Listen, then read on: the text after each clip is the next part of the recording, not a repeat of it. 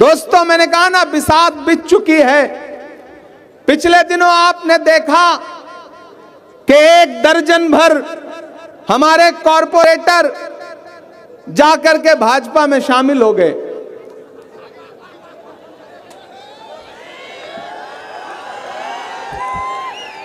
समझ में नहीं आई बात क्या? समझ में नहीं आई क्या? जाकर के भाजपा में शामिल हो गए। डर रहे थे कि डायरेक्ट भाजपा में शामिल होंगे तो आवाम गिरेबान पकड़ लेगी, तो फिर उन्होंने क्या किया? उन्होंने सोचा कि पतंग उड़ाने की कोशिश करते हैं,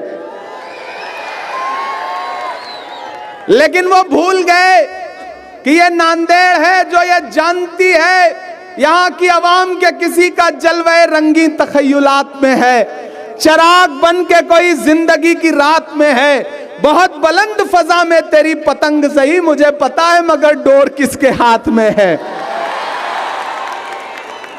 हमें यह पता है कि मटन किसका है और सालन किसका है। पता है कि नहीं पता है? हमें तो यह भी पता है कि मसाला किसके पैसे का आ रहा है।